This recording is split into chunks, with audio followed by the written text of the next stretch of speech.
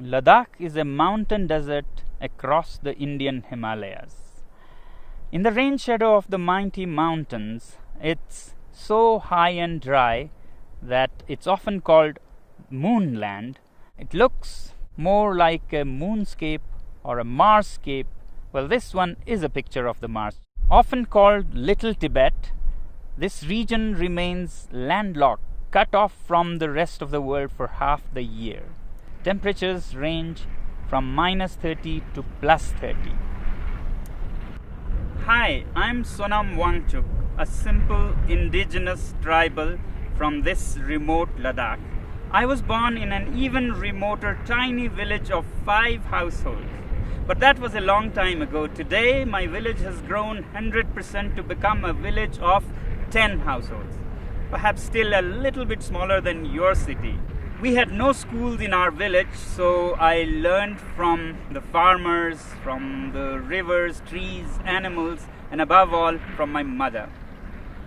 I picked up English and other languages from the radio and meeting people from different countries. Later went to some schools and finally finished mechanical engineering. We love our Ladakh so much that while my engineering schoolmates went to Bangalore, Mumbai and the Silicon Valley, I came back to Ladakh and started solving problems of the people. Children's problems in school education, people facing harsh cold winters, and farmers facing water shortage in the face of climate change. I've been doing these things for the last 30 years and the world has been very generous. They have not only acknowledged but admired my work with various awards in different parts of the world. But today I have come here not to talk more about these things but to share with you a bigger challenge that Ladakh is facing and to seek your support in solving our problem. Yes, you can solve our problem, and not only that, you have the power to even avert a world war. Let me explain how. This is Ladakh. You see the famous Indus River flowing, and over there the dark mountains. Across that are the valleys of Nubra and Changtang, where we share our border with Tibet, which is now occupied by China. You may have heard that for the past few weeks, Chinese army has intruded deep inside Indian territory. This has been happening over years, and our shepherds who raise the famous Kashmir goats have lost a lot of their pastures and are in deep trouble. Now, the Indian army is there in large numbers across those mountains, matching China's soldier to soldier, bullet to bullet. But I don't think that is a solution. Both these countries are nuclear powers. And push comes to shove, India doesn't need all of its 160 nuclear weapons to raise all Chinese cities, and vice versa. And that could soon escalate into a full-fledged world war, World War III. Therefore, I have come to seek your support in solving this. You, my friends, have the wallet power, which in this case can even diffuse a bullet war between different countries. Let me explain how. To understand your power, let's first understand what China is doing and why and when. Although China claims that Indian soldiers intruded into its territory, it could not be a coincidence that at the same time, in the months of April and May, Vietnamese decide to bother China. Taiwan and the US Navy also decide to bother China. And the timing is important. This is the time when the whole world is dealing with the pandemic. Who would even think of border disputes? But one country has serious reasons to do that, and that is China.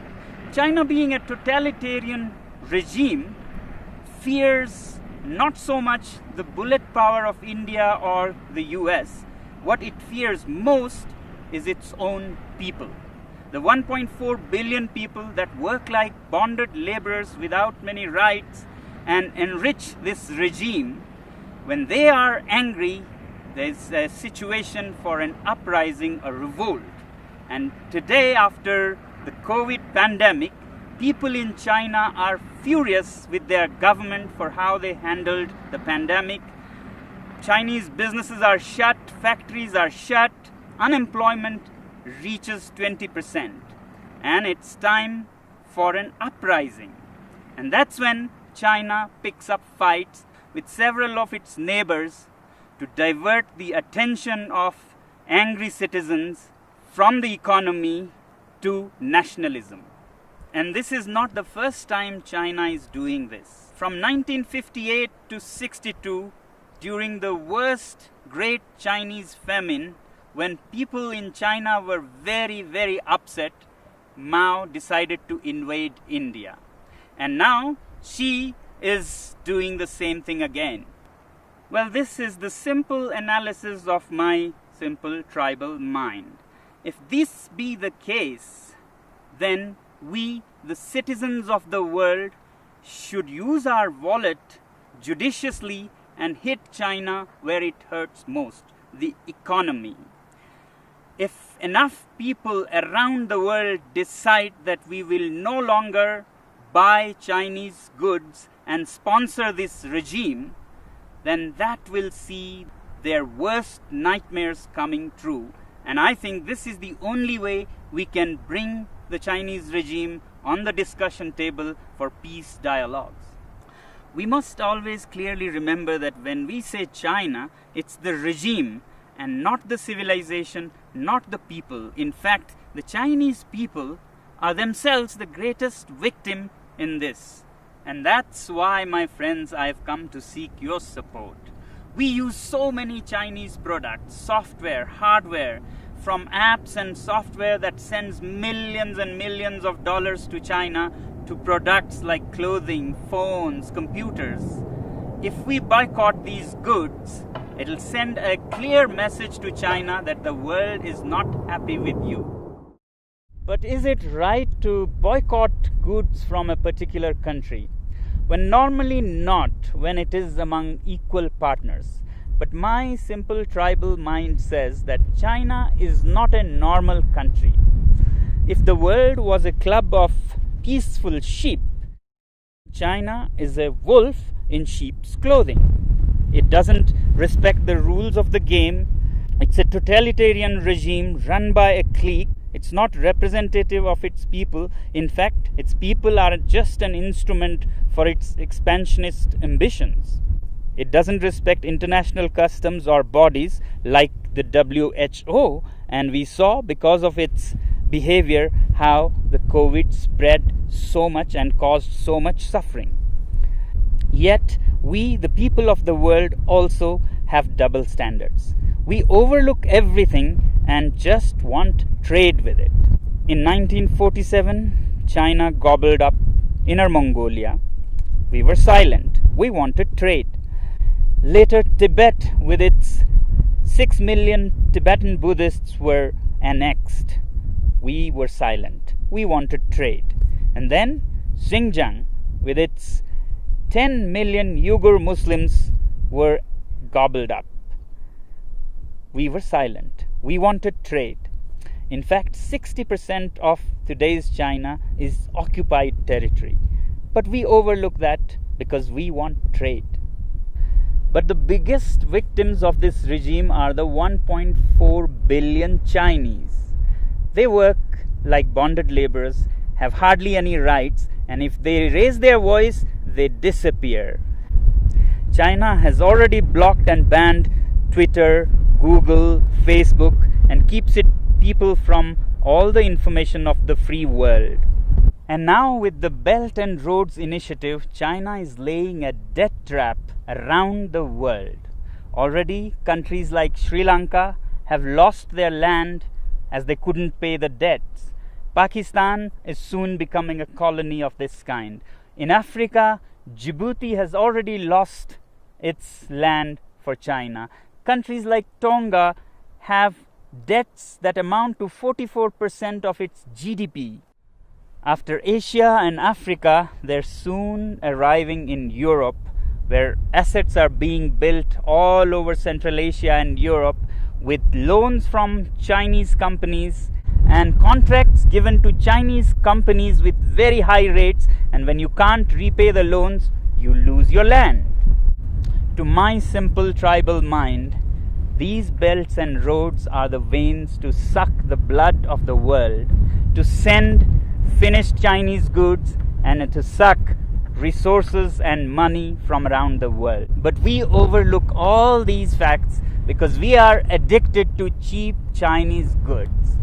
We must also find out, why are these goods cheap in the first place? Can we ethically make cheap goods like this?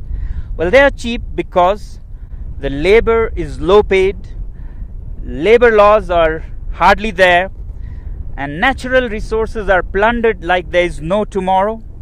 State subsidizes utilities to artificially lower their prices, and they manipulate currencies in their favor. So it's time that we, citizens of the world, take our wallets into our hands and say we have personal economic sanctions on this regime.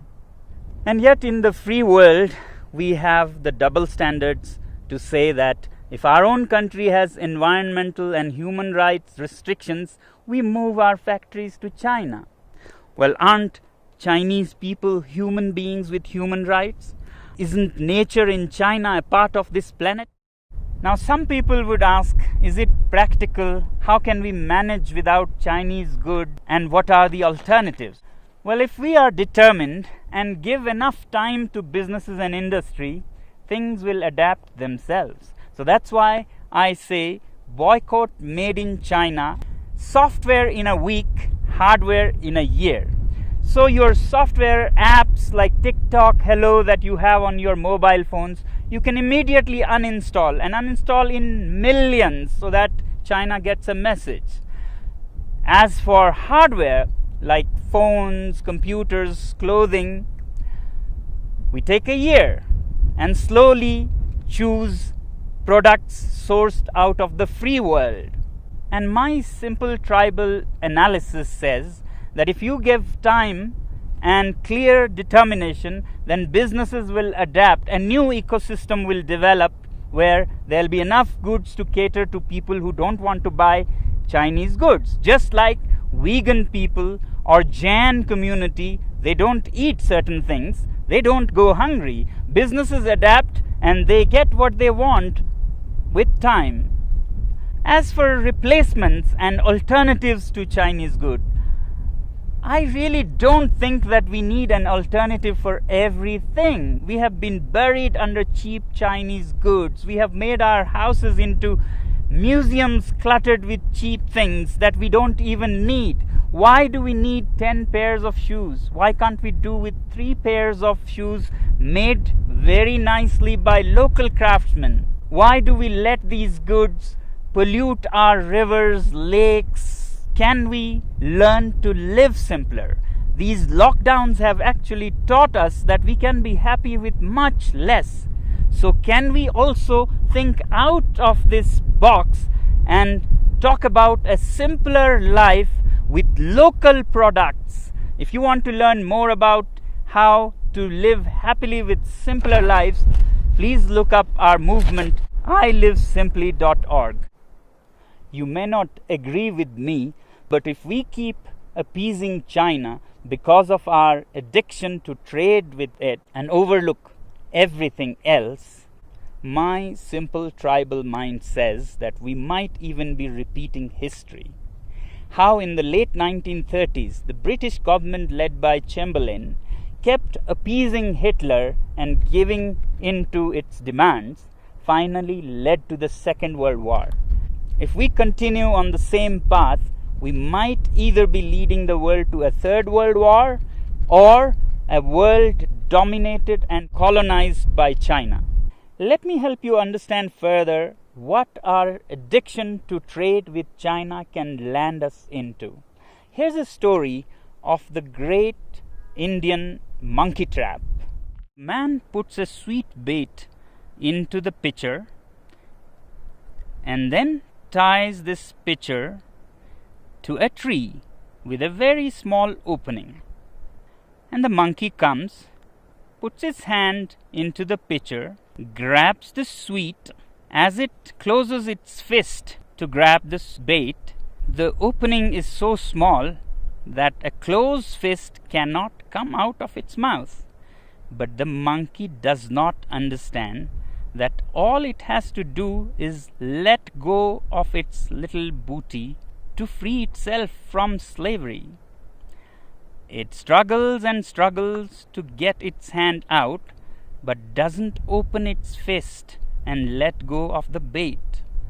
Continues for all night, and in the morning, the shrewd hunters come and catch it, all because of its attachment to its booty.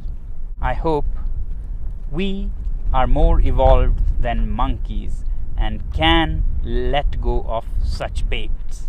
Well, this is all that the last citizen from the remotest part of the planet can say. The choice is yours.